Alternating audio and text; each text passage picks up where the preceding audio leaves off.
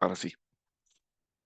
Hoy es la segunda parte de un mensaje que empezó como un abrir de ojos de parte del Señor hacia mi persona hace unos meses, pero que en las últimas semanas fui entendiendo todavía más la urgencia de que ese mensaje no sea solamente algo que el Señor me dio a través de alguien o que me dio a través de la palabra o que pude evidenciarlo a través de ciertos acontecimientos, sino que es algo que el Señor me está diciendo, hay que informarle a la iglesia, hay que avisarle a la iglesia. La semana pasada hablábamos de Baal y de cómo Israel en repetidas ocasiones caía en la trampa de suplantar a Dios con otros dioses. En este caso era Baal e incluso se menciona Astoret, ¿verdad? Que ahorita, hoy vamos a enfocarnos en el tema de Astoret. Porque es indispensable que veamos y descubramos, desenmascaremos el patrón del enemigo, no solamente a nivel de nuestras vidas, a nivel de la historia de la humanidad. El enemigo, siempre pensamos en Satanás, pero no pensamos en todo el equipo que tiene a cargo, ¿verdad? Y cómo se manifiestan. Y algunos son muy poderosos también, y también tratan de influir masas a nivel de países, a nivel de continentes. De hecho, las personas que han cruzado eh, del lado del diablo al lado de Cristo, cuentan estas historias de la organización y la estructura que el enemigo tiene sobre la tierra y sobre la geografía de la tierra. Entonces, es indispensable que nosotros como cristianos entendamos, porque un cristiano que no conoce su enemigo, que no conoce con qué está lidiando, es un cristiano en desventaja. Así que hoy vamos a hablar de Astoret. Astoret es básicamente una figura, es un ángel caído que cae y que quiero que recuerden mucho estas figuras porque si los simbolismos, véanlo claramente, tiene alas, ¿verdad? ¿Verdad? Tiene un gorrito que no, que es como una tortuga, el caparazón de una tortuga, pero también tiene otra connotación, ¿verdad? Tiene los anillos, que también es ámbito de brujería. Tiene, como podemos ver, patas de ave, ¿verdad? Tiene un león, pero este león no es el león de Judá. Tiene un búho que supuestamente simboliza sabiduría, pero también es el ave del ocultismo, es el ave de la noche. Y también tiene por acá, vamos a ver si logro quitar esto un momentito, ahorita.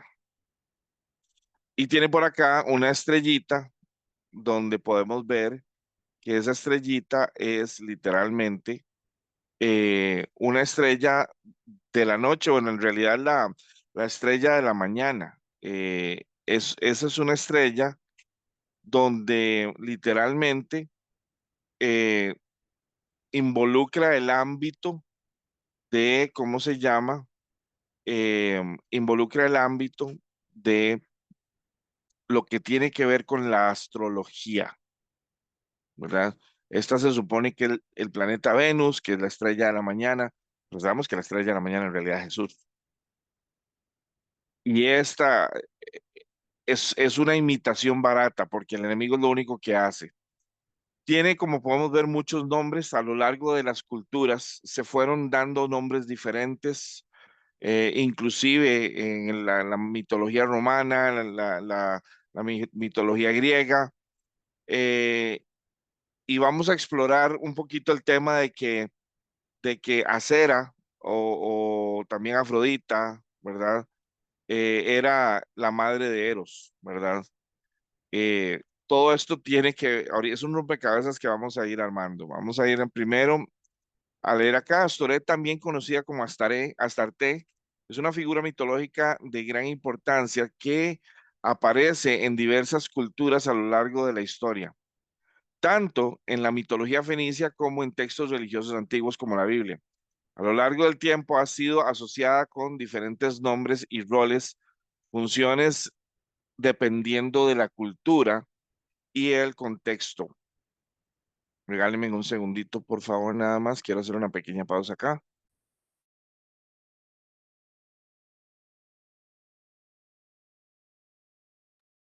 Em, Algo que tenemos que entender es que a lo largo del tiempo, a lo largo de los años, en el mundo pagano, a veces estos dioses eran compartidos, entonces las figuras cambiaban de nombre y de apariencia, pero eran los mismos dioses que se pasaban de un lado para otro. Regálenme un segundito, por favor.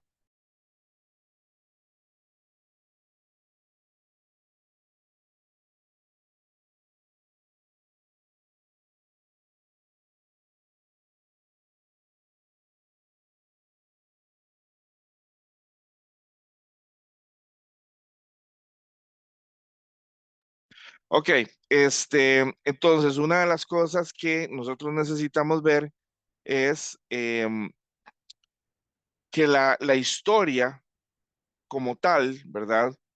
Se va desarrollando y estas figuras van emergiendo con un solo propósito, y es el propósito de contaminar, el propósito de, de, de verdaderamente, literalmente, corromper la ideología y la mentalidad humana. Dame un segundo.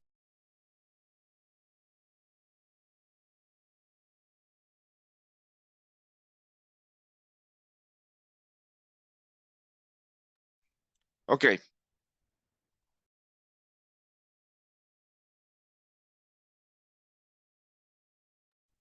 ok. Vamos a ir ahora a la siguiente parte. Dice, Astaroth es inicialmente un ángel caído. Adapta, y ojo, en una figura de ángel caído, ¿verdad? Quizás un poco más masculina, adapta un nombre femenino y luego una figura femenina. Ojo el cambio, ¿verdad? Astaroth es considerado un maestro de la seducción, utilizando la pereza, la duda y la racionalización para tentar a los humanos. Es algo interesante que estas entidades utilizan estas herramientas que lo único que hacen es frenar nuestro crecimiento.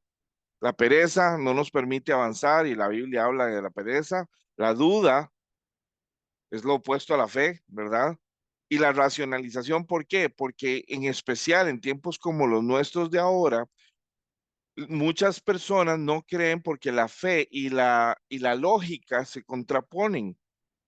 Usted no puede tener fe si tiene, digámoslo así, una lógica, porque las cosas espirituales no son por lógica, son por fe. Y hay personas que dicen, yo no voy a creer en Jesús hasta que yo no tenga evidencia irrefutable. Entonces yo le voy a decir, o sea, no vas a creer en Dios, no porque no existe, no vas a creer en Jesús, no porque no existe, no porque no existió, sino porque el propósito es creer por fe, no por racionalización, sino cuál es el mérito. La influencia de Starot se extiende a la magia y la brujería. Se le invoca en conjuros y rituales para obtener poder, riquezas, conocimiento y protección. Vemos que las personas que usualmente van a este tipo de rituales, ¿verdad? Especialmente en los países latinoamericanos donde hay mucha influencia vudú y demás, santería y todo esto, ¿verdad? ¿Qué es lo que buscan? Buscan riquezas, buscan conocimiento, buscan amor a veces, buscan protección, etcétera, ¿verdad? Inclusive a veces infligir daño a otras. Y este es uno de los más, digamos, de los aspectos más conocidos de Astaroth. Asimismo, en la mitología griega vemos cómo también no solamente ya había cambiado este ángel, había cambiado su figura de un ángel a una figura femenina, ¿verdad? En la mitología griega se llama Afrodita y Ares, que es otra entidad que es también conocido como el dios de la guerra, son los que engendran a Eros. Eros, Cupido para los romanos, es el que simboliza el deseo sexual o la sensualidad. Es el dios griego responsable de la atracción sexual, el amor y el sexo. el erotismo. De ahí es de donde nace la palabra erotismo o erótico, es porque proviene de la raíz de eros. De él es que se corrompe la sexualidad. Yo quiero que ustedes vayan analizando esto, cómo las cosas se van corrompiendo, cómo la influencia tan sutil genera corrupción, genera lo que ahora podríamos decir que son verdades falsas que la gente defiende porque tienen derecho a ellas. Y lejos de ver el problema en el que se meten, las personas más bien defienden estas cosas. ¿Cómo se ven hoy? Bueno, la brujería hoy está en todos lados, está hasta en canales de televisión que uno hubiera considerado seguros para sus hijos, como Disney, pero al contrario, más bien es ahora la brujería se ha disfrazado como de fantasía, se ha disfrazado como algo en donde en especial las chicas, pueden adquirir una identidad y sentirse poderosas y sentirse fuertes contra la adversidad, etcétera, etcétera, sin entender el trasfondo oscuro y demoníaco que esto tiene. Nunca te van a vender la verdad a plena luz, pero lo increíble de esto y es muy interesante que podamos entenderlo, es cómo estas cosas han permeado en nuestra cultura al día de hoy al punto de que no se ve malo. Tenemos también por acá como en la iglesia, llámese católica, llámese la iglesia, ¿verdad? En este caso, me parece que no es católico, me parece que es más bueno, no sé si es católico en realidad, puede que sí es católico. Am, pero es irrelevante. En la iglesia general, cristiana general, ya sea reformada, ortodoxa, en general, cualquiera de sus ramificaciones, se ha se ha metido esta ideología que está entrando al mundo como con tanta fuerza, ¿verdad? Y recordemos de dónde viene. Viene de una influencia de un ángel caído que cambió de bando y que lo que hace es corromper la sexualidad de las personas de la misma manera. Si no es hacia la corrupción total de género, es hacia la corrupción total del acto en sí, del sexo en sí.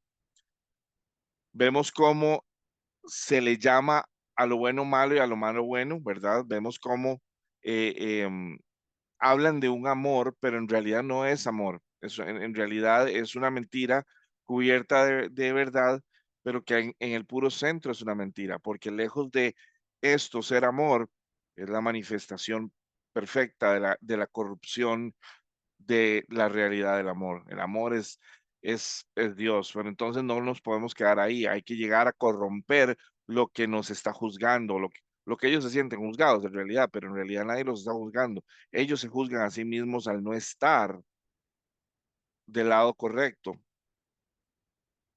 Si yo decidiera actuar en contra de Dios, yo estoy siendo juzgado por mí mismo, porque al apartarme de Dios estoy siendo vulnerable al resultado de esto, ¿no? Han llegado al punto de que todo lo que no es de acuerdo a ellos, entonces lo cambian y hoy por hoy tenemos una Biblia que cumple ese propósito, ¿verdad? Y lo triste de esto es que ellos mismos lo dicen, es una Biblia que lucha contra la homofobia. Es triste porque no pueden ver, no pueden entender, están bajo un velo de oscuridad que no les permite entender lo que realmente está ocurriendo. Y nosotros no nos corresponde juzgarlos porque nosotros somos más bien los que debemos traer esperanza. Pero qué difícil es llevar la esperanza a una persona que no la quiere. Tenemos que orar mucho por la gente para que la gente abra sus ojos, para que este velo de confusión y de oscuridad caiga de una vez por todas. Especialmente el tema de brujería. Hay muchas personas que hoy utilizan amuletos, que tienen cartas, que leen las palmas, que inclusive, ¿cómo se llama?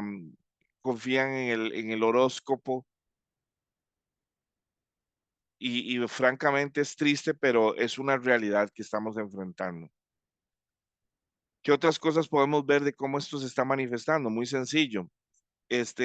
Vemos cómo el aborto, este es un elemento de otro, del que vamos a ver la próxima semana, que es Moloch. Pero lo inclusive de esto es que lo interesante de esto es que inclusive entre ellos se mezclan, entre estas influencias demoníacas se mezclan para generar nuevos movimientos que, de nuevo, lo que evidencian es la confusión de la gente. Hablan de un aborto libre, de un derecho a matar niños, y eso es sacrificio a Moloch. Lo curioso es que las personas que en su vasta mayoría hacen esto son personas que vienen de movimientos de confusión. Y el problema es que su perspectiva de la realidad está totalmente distorsionada. Es exactamente lo que pasa aquí. Aquí podemos ver una bandera de la comunidad LGTBQ+, no me sé todas las siglas, pero también vemos una bandera palestina, donde ellos apoyan a los palestinos. Y lo curioso es que si ellos quisieran utilizar su bandera y expresar sus derechos y expresarse como ellos quieren expresarse en Palestina, los hubieran probablemente matado. Entonces, una cosa y la otra no se pueden combinar. Y sin embargo, en otros países estamos viendo cómo el nivel de confusión hace que la gente haga cosas que no tienen ni siquiera sentido lógico. Estamos viendo cómo los países están empezando a atacar, estamos empezando a ver cómo están empezando a tener guerra, estamos empezando a ver cómo eh, se están dando cosas que si bien es cierto, se han dado a lo largo de la historia, estas están teniendo una connotación diferente. Se percibe en el ambiente, se percibe lo delicado y lo frágil que es la paz mundial. Y podemos ver cómo estas acciones, que para unos son justas o para otros no, nos separan, nos dividen. em, Estamos teniendo nuevamente eh, resultados y consecuencias de división, de polarización, que hacen que literalmente, de hecho, es una de las frases más conocidas en el ámbito de la guerra, es un reino, el Señor decía eso, un reino dividido contra sí mismo, ¿verdad? Caerá. Y el enemigo lo que busca es generar tanta confusión en tantos ámbitos al punto de que nosotros sustituyamos a Dios. Una vez que sustituimos a Dios, como lo veíamos con el tema de Baal, ¿qué pasa? Cualquier cosa va, cualquier cosa puede suceder, cualquier cosa es libre. ¿Por qué? Porque ya se convierte en mi derecho de decisión. Las verdades que yo crea son las verdades universales para mí porque es mi verdad. Yo no necesito ni dependo de la verdad de nadie más. Y la corrupción continúa y continúa y continúa. Y ese es el mundo en el que estamos hoy.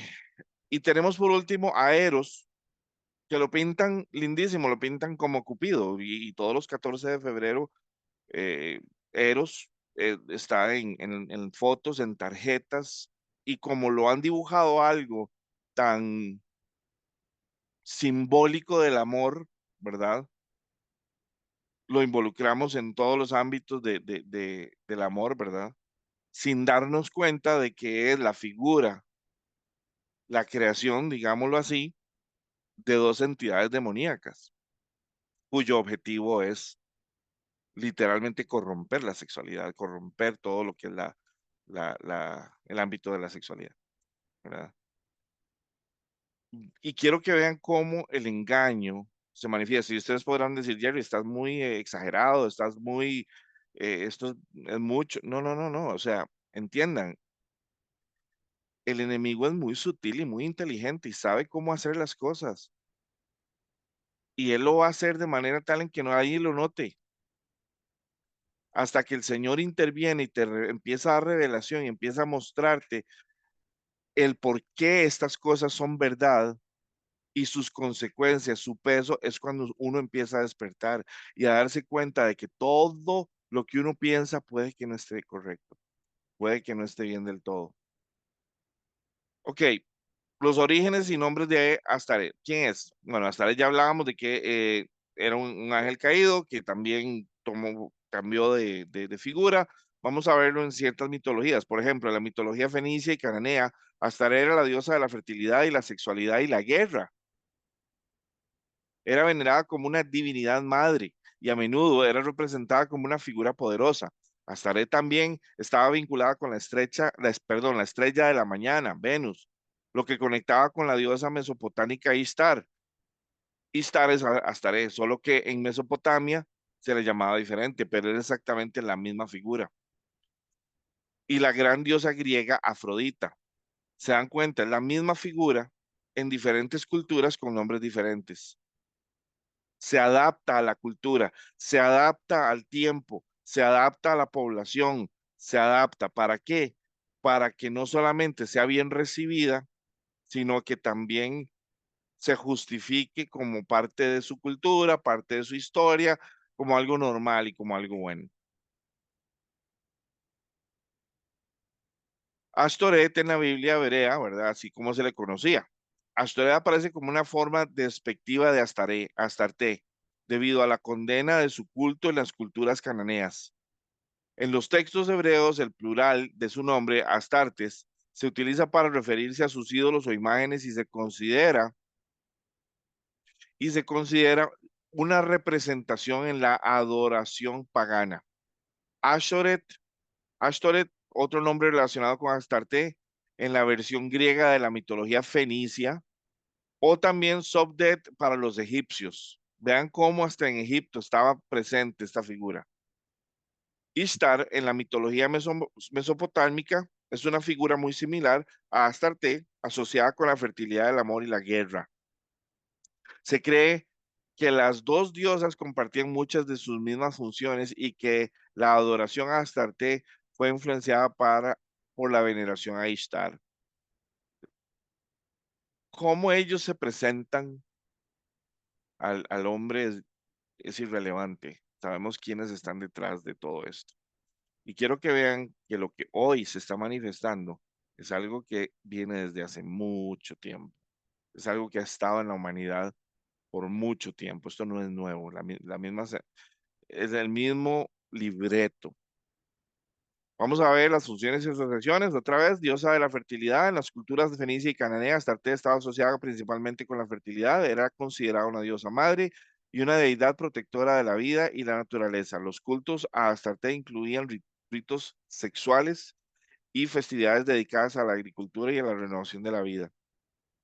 No me extrañaría que de ahí también salga todo este tema de madre naturaleza, ¿verdad? Deidad de la guerra, así se le conocía también, era vista como una diosa guerrera, en especial con su relación con dioses masculinos de la guerra y la batalla, como en el caso de Ares, ¿verdad? En algunos relatos ella es la que participaba en combates, lo que le distinguía de otras deidades exclusivamente relacionadas con la fertilidad. También se la veía como la diosa del amor y la sexualidad. Al igual que Ishtar, Astarte estaba vinculada con la sexualidad, el amor erótico y las relaciones íntimas. En algunas tradiciones esto la convirtió en una diosa del placer y del deseo. Simbolismo de astral. Astarte estaba asociada con la estrella de la mañana del planeta Venus, lo que le confería un estatus celestial y divino. Esta conexión también liga con otros dioses y dioses del amor y la fertilidad en el antiguo Oriente Próximo. Es lo mismo, volvemos a lo mismo y lo vemos manifiesto hoy. Lo vemos nuevamente manifiesto hoy, muy, muy fuerte, probablemente más que nunca, ¿verdad?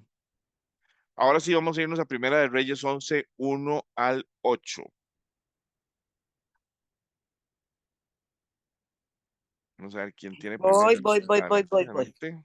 Dice apostasía y dificultades de Salomón.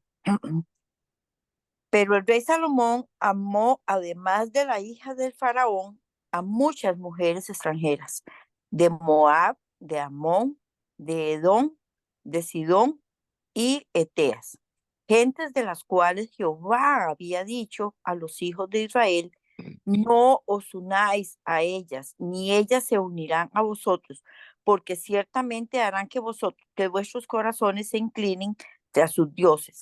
A estas pues se juntó Salomón por amor y tuvo 700 mujeres reinas y 300 concubinas, y sus mujeres le desviaron el corazón. Cuando Salomón era ya viejo, sus mujeres le inclinaron el corazón tras dioses ajenos, y su corazón no era ya perfecto para con Jehová, su Dios, como el corazón de su padre David. Salomón siguió a Astoret, diosa de los sidonios, y a Milcom, ídolo abominable de los amonitas. E hizo Salomón lo malo ante los ojos de Jehová, pues no siguió cumplimientos de a Jehová como su padre David. Entonces edificó Salomón un lugar alto a Quemos, ídolo abominable de Moab, en el monte que está enfrente de Jerusalén, y a Moloc, ídolo abominable de los hijos de Amón. Lo mismo hizo para con todas sus mujeres extranjeras, las cuales quemaban incienso y ofrecían sacrificios a sus dioses. Gracias. Ujú. Podemos ver en la palabra como el hombre más sabio del mundo, ¿verdad? Em, no ha habido otro con ese nivel de sabiduría. Fue también opacado por un velo de oscuridad que no le permitió tener la capacidad de discernir lo que estaba haciendo. Curiosamente, ahí es donde a mí me hizo pensar mucho esto. Siendo Salomón tan sabio, ¿verdad? ¿Cuál fue su debilidad? Vean qué curioso. Su debilidad fue amar muchas mujeres. Y yo puedo percibir ahí la influencia externa, ¿verdad? Porque uno puede ser atraído por las mujeres, naturalmente, como es de la creación del Señor, nos hizo a nosotros los hombres ser atraídos por las mujeres. Pero de eso a tener esa cantidad de mujeres en su vida, en especial que fueran extranjeras con diferentes dioses, literalmente lo que nos lleva a ver es que él ya no tenía la capacidad de poner a Dios por encima de sí mismo, de sus emociones, de su forma de racionalizar las cosas. Él sencillamente las amó tanto que no le importó, ¿verdad? Que éstas tuvieran otros dioses, que tuvieran otras costumbres. Él no sopesó el riesgo de que lo que el Señor había dicho, de no mezclarse con estas culturas, fuera tan importante. Para él fue más importante el amor. Me suena como un flechazo de Cupido, casi, ¿verdad? Le ciega la capacidad de razonamiento a él. Estamos hablando de la persona más sabia del mundo, ¿verdad? ¿Y qué pasa? Ya una vez que él da Ya una vez que él cae en la trampa, literalmente se va por completo en la trampa. No solamente tiene una, dos o tres, no, tuvo 700 esposas en cuna real y 300 concubinas. Y ellas, literalmente, lo que hicieron fue apartar su corazón del Señor. ¿Por qué ellas iban a hacer algo así? ¿Qué es que no amaban a Salomón? No, es que ellas también estaban con un velo de oscuridad sobre ellas y para ellas lo normal era: Salomón tiene que adorar a los dioses que yo adoro o al Dios que yo adoro. Cuando Salomón ya era anciano, dice las escrituras, ella le desviaron el corazón para que rindiera culto a otros dioses en lugar de ser totalmente fiel al Señor su Dios. Y ahí es donde yo digo, inclusive el hecho de que con los años, con la edad, en lugar de madurar más, en lugar de solidificar más su sabiduría, ni siquiera, ni siquiera le alcanzó. Podemos ver entonces que nuestra sabiduría humana, nuestro entender humano, nuestro conocimiento, nuestra lógica, nuestra forma de pensamiento es vulnerable y susceptible. Y el enemigo puede utilizar herramientas que nos pueden hacer caer con facilidad si nosotros no estamos aferrados a Dios. Salomón, yo me imagino que él en algún momento él pensó, Dios está conmigo, yo estoy con el Señor, todo va a estar bien. Y a la vuelta de, como dicen ahora los chiquillos, 2 horitos más tarde, literalmente estaba ya enamorado y sucumbido a sus emociones, a sus deseos, a sus pasiones, y por ende cayó. Y aún más, lo peor de todo es que él, y aquí se mencionan varios de los dioses, ¿verdad? Bueno, en la versión que tenía tía, habló en lugar de Moloch, mencionó otro nombre, pero en realidad Moloch. Se habla de Quemos, que también eh, es otra manifestación de Moloch, ¿verdad? Para los moabitas. Eh, y Moloch, el nombre conocido dentro de los amonitas. Y recuerdan que hablábamos de que cuando Israel tenía que tomar posesión de estas tierras, ellos tenían que haber limpiado estas tierras de estas personas, de estas tribus, porque estas tribus eran tribus paganas, eran tribus que hacían sacrificios de bebés, eran tribus que mataban, eran tribus que no tenían ningún concepto de lo que era verdaderamente la ley o el amor de Dios. Entonces, literalmente eran enemigos, eran herramientas del enemigo. ¿Y qué hicieron los israelitas? Fallaron en obedecerle a Dios, en cortar con todo esto, y ahora el hombre más sabio del mundo tiene esposas de todas estas tribus que ellos habían permitido que estuvieran ahí, ¿verdad? Va incluso y construye altares para que tengan sus esposas ahí donde ir y quemaran incienso y hicieran sus sacrificios a sus dioses. Yo no me puedo imaginar a, a Salomón haciendo un altar para Moloch donde lleven bebés y los quemen en Jerusalén, ahí cerca de Jerusalén. ¿Qué voy con esto, iglesia? Vean el nivel de engaño, vean el nivel de confusión, vean el nivel de corrupción. Siendo Salomón el hombre más sabio del mundo, ¿qué tan vulnerables somos nosotros? Por eso es que el Señor nos está llamando a despertar como nunca antes a su iglesia al Espíritu. Porque si nosotros no estamos sintonizados a la frecuencia del Espíritu Santo, estamos vulnerables. En cualquier momento, algo el enemigo puede usar en nuestra contra y nosotros, con solo que digamos, ah, no, eso no me pasa a mí, ya cayó. La persona que diga, no, no, no, eso no me pasa a mí, tiene más cerca el velo de la oscuridad de lo que se imagina, porque ya no tiene temor, ya está perdiendo el temor a Dios, está perdiendo el temor a Dios y se está volviendo una persona que confía en sí misma.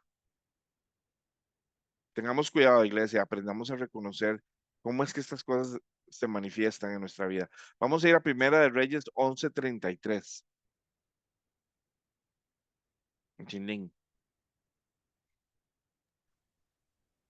Dice, porque Salomón abandonó a Dios y adoró a la diosa de los sidonios llamada Astarte, al dios de Moab llamado Quemos, y al dios de los amonitas cuyo nombre es Milcom. Lo que Salomón ha hecho no agrada a Dios, pues no obedeció sus mandamientos como sí lo había hecho su padre David. Amén. Milcom es en realidad Moloch y Chemos es también, es el mismo Dios, la misma figura, solo que le tenían otro nombre, pero eran los mismos dioses a los que se les llevaban los sacrificios. Y aquí nuevamente en Reyes nos vuelve a reiterar el hecho de que Salomón cayó en eso, ¿verdad?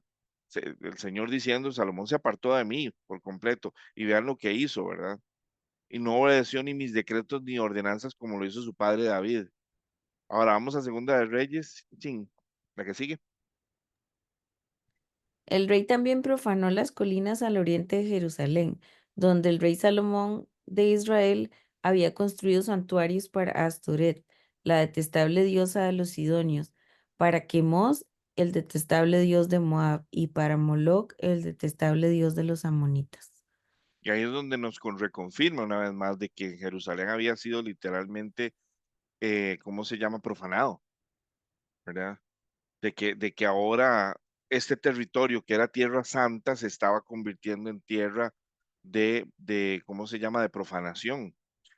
Eh, yo no me puedo imaginar a Dios viendo otra vez el patrón repetirse y esta vez con la persona más sabia del mundo, ¿verdad? Vamos a la que sigue, Chi. Abandonaron al Señor y se volvieron a rendir culto a Baal y a las imágenes de Astoret. Ujú. Mi sobrino. Gracias. Y la que sigue. Dice, léalo usted. Sí. Una vez más los israelitas hicieron lo malo a los ojos del Señor, sirvieron a las imágenes de Baal y Astoret y a los dioses de Aram, de Sidón, de Moab, de Amón y de Filistea. Abandonaron al Señor y ya no lo sirvieron. ¿Saben qué es lo triste de esto? Que todo comenzó con una desobediencia. Todo comenzó con el hecho de no haberle hecho caso al Señor y haber hecho lo que ellos debieron haber hecho. Y eso es muchas veces lo que pasa en nuestras vidas. Algo pequeño que no le damos importancia porque le damos importancia a algo más grande, se convierte en esa pequeña roca que empieza a caer y que empieza a acumular más y más y más y más material y se empieza a hacer cada vez más grande. Y usualmente no es a nosotros a los que afecta, es a nuestra siguiente generación o a la que sigue. Y, y les puedo asegurar con toda confianza, todos hemos caído en eso. Todos hemos hecho algo, todos hemos cometido un error, hemos tomado una decisión en nuestra vida que hoy afecta a nuestros hijos o afecta a nuestros nietos. Es parte, y es importantísimo que entendamos esto como parte de la sanidad.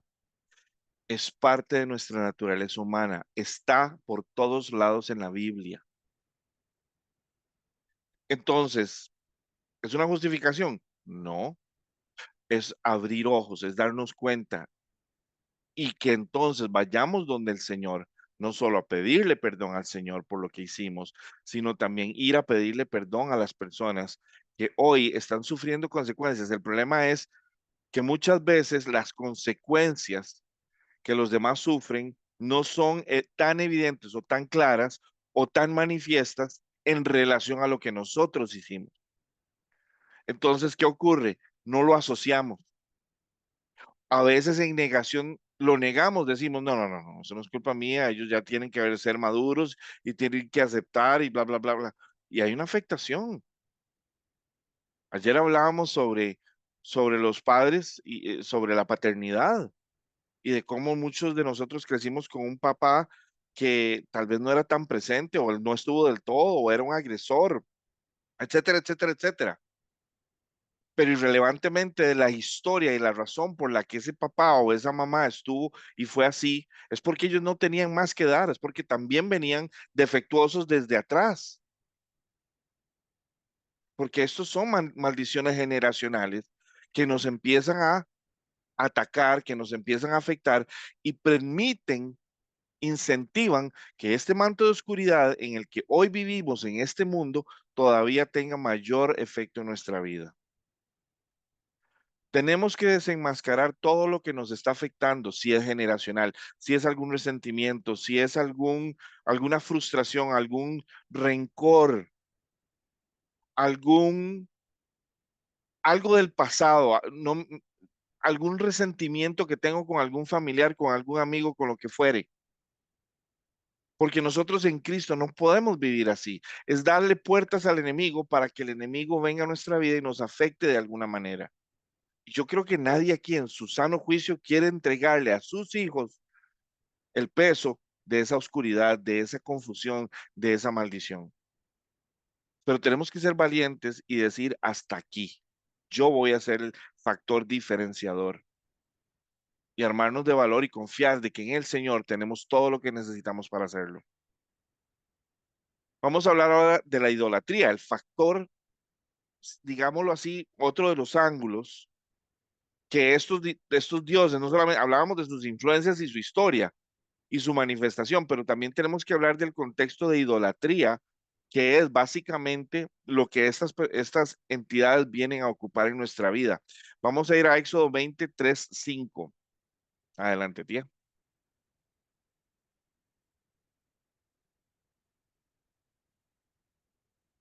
Éxodo 20 del 3 al 5. Está en cámara por si acaso.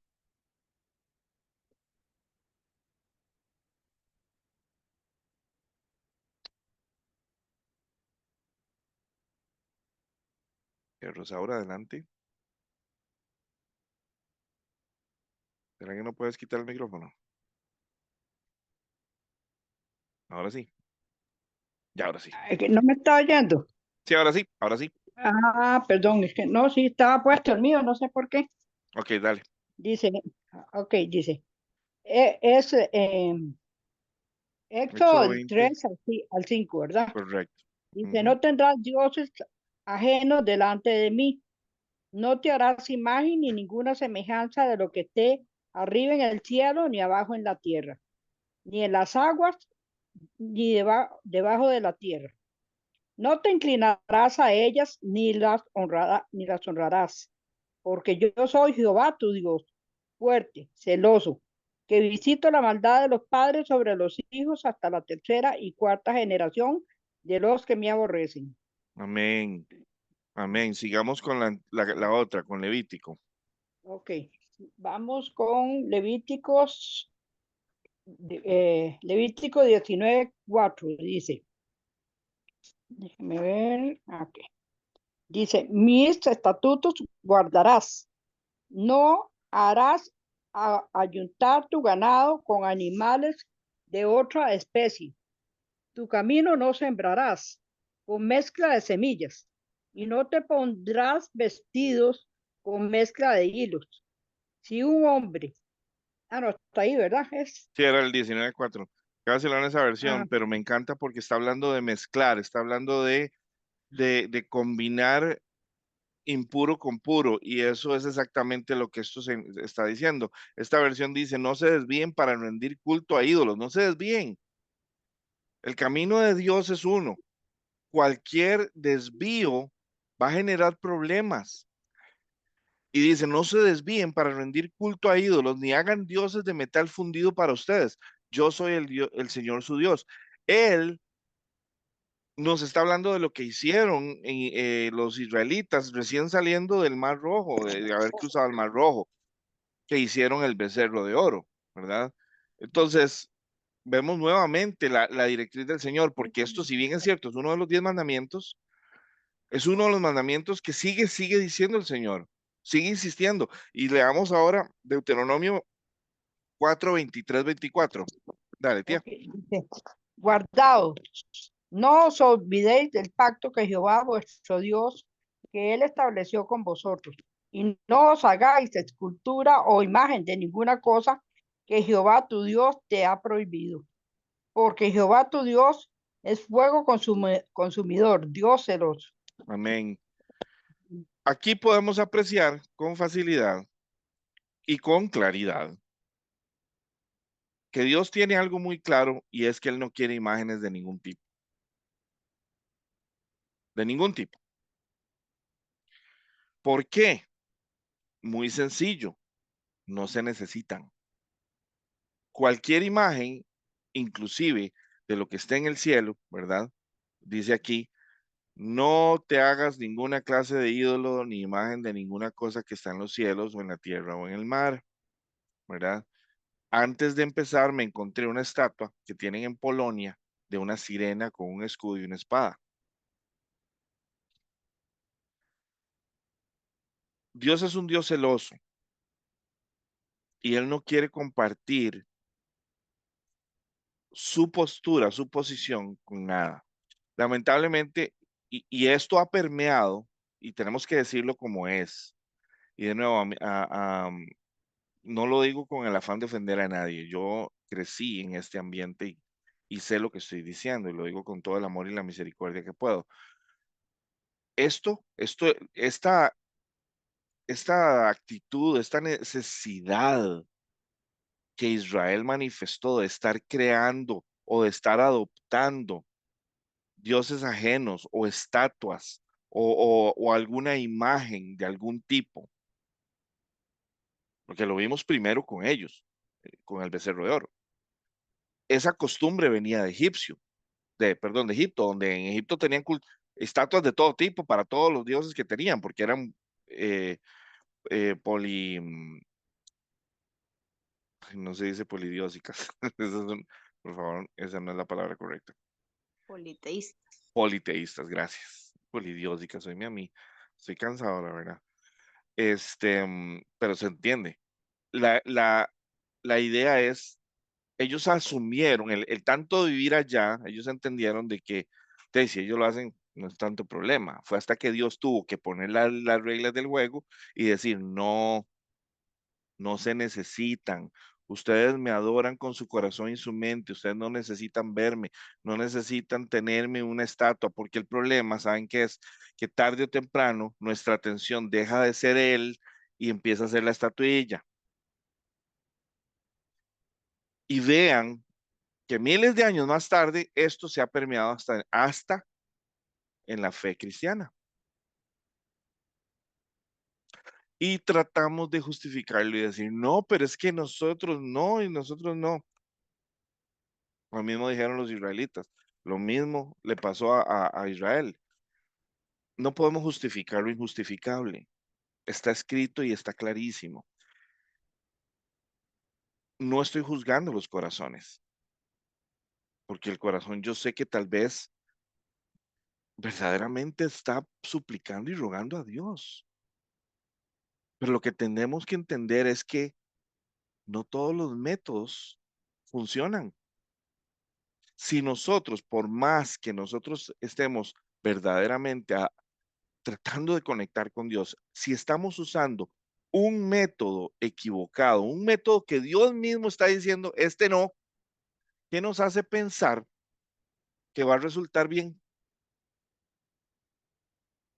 Ese es otro velo que no nos permite entender la magnitud de la realidad de las cosas. Y es por eso tan importante que nosotros tenemos que ir donde el Señor y decirle, Señor, abre mis ojos, déjame ver estos misterios, déjame comprender. No estoy diciendo esto con el afán de criticar a nadie, no, iglesia, es que ya es tiempo de que veamos las cosas como son, porque el Señor nos está llamando a todos a lo mismo, a buscarlo a Él, solo a Él, y vivir en Él y a ver a través de sus ojos, ni siquiera a través de los nuestros, es a través de los ojos de Dios. Para eso nos dejó su palabra como una lámpara a nuestros pies que ilumina nuestro camino. Él es un Dios celoso porque nos ama y porque pagó un precio altísimo por nosotros. Vamos ahora sí a la que sigue de Deuteronomio, esta es Ligia, de 27:15. Sí. Maldito sea todo el que esculpa o moldee ídolos y los coloque en secreto. Esos ídolos, obra de artesanos, hechos de madera, piedra o metal, son detestables para el Señor. Y todo el pueblo responderá, amén. Imagínense que el Señor les hizo hablar esto, ¿verdad? De decir, yo reconozco, amén, así es, así va a ser. Y esto fue durante los 40 años. Luego, cuando llegan a Tierra Prometida, ya lo estaban haciendo otra vez. Lo que me impresiona es esto. Maldito todo aquel que esculpa o moldee ídolos y los coloque en secreto. Esos ídolos, obra de artesanos, hechos de madera, piel o metal, son detestables para el Señor y todo el pueblo responderá amén. Pueden ser de arcilla, pueden ser de lo que usted quiera. siguen siendo ídolos, siguen siendo sustitutos de Dios. Y adivinen, aunque nosotros no lo tengamos así en nuestro corazón, eso es irrelevante. Adivinen quién está detrás de cuál era el Dios que estábamos hablando la semana pasada, que lo que busca es sustituir a Dios, reemplazarlo. Ese es Baal. Es ese espíritu de Baal que busca que nosotros utilicemos y tengamos cualquier cosa que reemplace a Dios. Vamos a Isaías 44, 9, 11. Dice, los que fabrican ídolos no valen nada, y los objetos que tanto valoran son inútiles. Los que los adoran no saben esto, por lo que todos quedarán avergonzados. ¿Quién, sino un necio, fabricaría su propio Dios, un ídolo que no puede ayudar en nada? ¿Y ustedes no creen que el enemigo tiene la capacidad de conceder inclusive oraciones o favores con tal de reafirmar a sus ídolos? ¿Ustedes no creen que ellos pueden hacer eso? El problema es que cuando son confrontados por el Espíritu de Dios, quedan expuestos. Pero nosotros, ¿en dónde estamos cimentados? ¿En dónde está nuestra verdadera fe puesta? Vamos a irnos a 1 Juan 5:21. Queridos hijos, aléjense de todo lo que pueda ocupar el lugar de Dios en el corazón de ustedes. Ok, ya casi vamos con Colosenses para que me la tenga Ronnie ahí lista, pero vean qué interesante. Queridos hijos, aléjense, y esto ya es en 1 Juan en el Nuevo Testamento, aléjense de todo lo que pueda ocupar el lugar de Dios en el corazón de ustedes. ¿Cuál es la contraparte de esto? Buscad primeramente el reino de Dios y su justicia, y todo lo demás vendrá por añadidura. Si nosotros reemplazamos a Dios con emociones, con pensamientos, con pasiones, con cosas materiales, con nuestro trabajo, con lo que sea, no va a haber bendición. Tenemos que hacer lo que es del César, lo hacemos porque hay que hacerlo. Pero nuestro corazón y nuestra mente tiene que estar en el Señor. Tenemos que estar en el Señor. Tenemos que estar completamente inmersos y amar a Dios sobre todas las cosas. Eso es otro mandamiento. No permitamos que nos engañen, que es precisamente una de las formas como empezábamos el sábado pasado, hablando en Mateo 24, cuando el Señor decía que nadie los engañe. Estamos en la época del engaño. Perdón, vamos a Colosenses 3:5.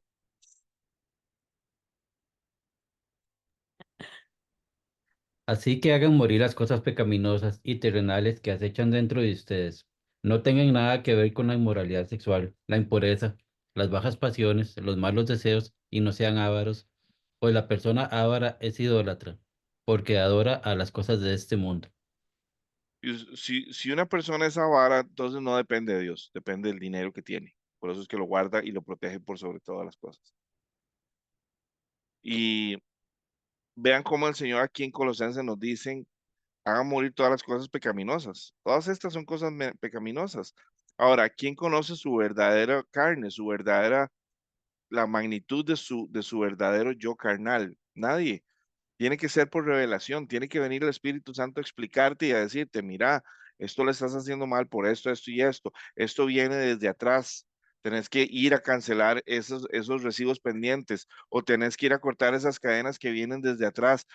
Si nosotros no trabajamos directamente con el Espíritu Santo para poder cortar todo aquello que nos hace miserables o que nos hace sufrir o estar en un estado permanente de depresión, de inseguridad, de ira, de cólera, o de hablar más de la cuenta, de no tener sabiduría para comportarse o para hablar en conversación, o todas estas cosas, iglesia.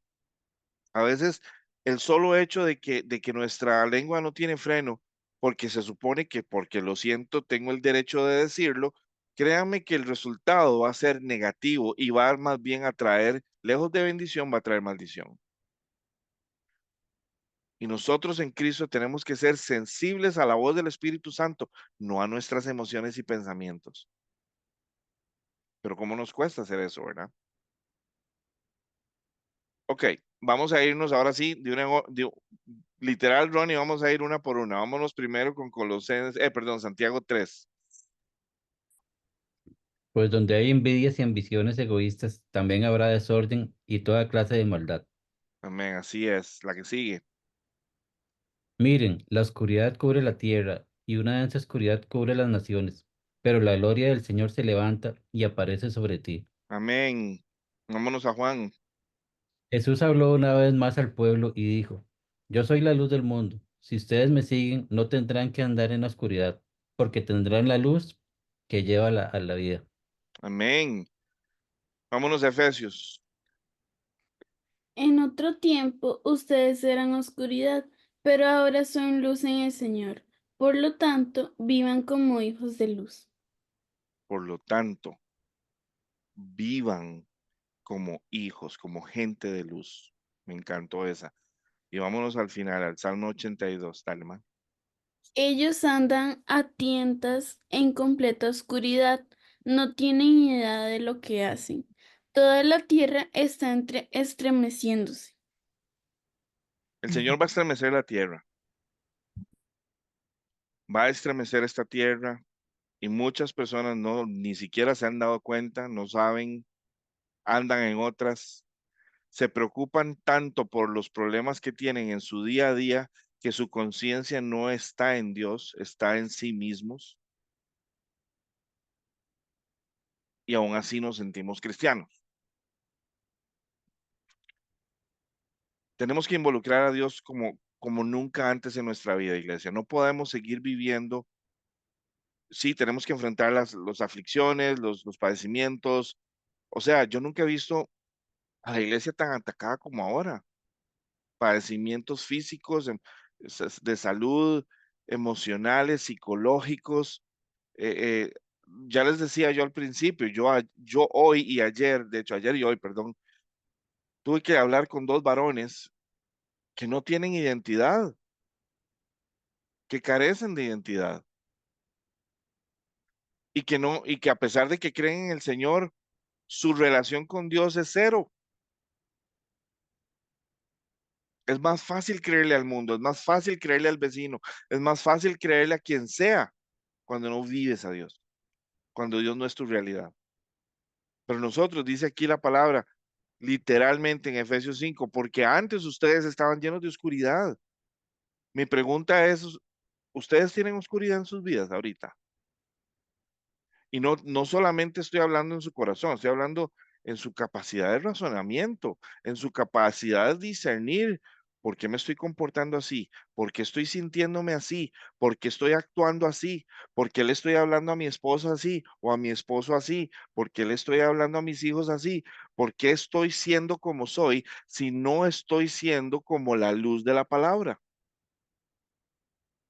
Estamos preguntándonos estas cosas. Estamos actuando y yendo a la oración y decir, Señor, muéstrame dónde está la raíz de esto, porque yo la saco porque la saco de mi vida. Porque el Señor nos decía, esfuérzate y sé valiente, porque la lucha y la guerra que tenemos es contra nosotros mismos. Nosotros somos nuestro peor obstáculo. Yo no puedo culpar a mi esposa, yo no puedo culpar a mis hijos. Soy yo el problema de mi vida. Y soy yo el que tiene que ir a dar cuentas de Jerry cuando yo llegue allá arriba. Pero ¿saben cuál es la ventaja? ¿Saben cuál es el aspecto hermoso de todo esto? Lo que Jesús habló. Yo soy la luz del mundo. Si ustedes vienen y si ustedes me siguen, no tendrán que andar en la oscuridad porque tendrán la luz que lleva la vida. Él es la clave. Él es el antídoto de toda oscuridad presente en esta tierra hoy. Lo vamos a dejar, creo que hasta aquí, porque para la próxima semana vamos a hablar de el siguiente, que es literalmente Moloch. Y vamos a ver un poquito de lo que está pasando en el mundo con relación a este tema, un tema tan controversial. Se ha vuelto controversial. Algo que debería ser muy sencillo, muy básico, se ha vuelto controversial precisamente por el nivel de engaño que el enemigo ha logrado permear en las poblaciones de este mundo. Pero para mí es indispensable, iglesia, que nosotros despertemos. Veamos cómo es que el enemigo no solo viene actuando desde atrás, está actuando hoy. Revisemos nuestros hogares, preparemos nuestros hogares. Este es el momento en nuestra vida en donde nosotros deberíamos estar acercándonos más a Dios con temor y con temblor. Y si nuestra actitud, si nuestro sentir y pensar espiritual no es de urgencia, no estamos donde deberíamos estar, iglesia. Y se los digo con todo el amor y la misericordia del mundo, porque a mí el Señor, todos los días que yo abro mis ojos, me lo hace sentir y me lo hace sentir para que yo se lo haga sentir a la iglesia. La otra semana hablaremos de Moloch y de su horrible manifestación y presencia en estos días, para que podamos tener una perspectiva de estos tres. Estos son solo tres y hay muchos más, de cómo se está manifestando en este momento en el mundo. Y finalmente vamos a cerrar con el plan de Dios para su iglesia. Pero lo vamos a dejar por hoy hasta acá.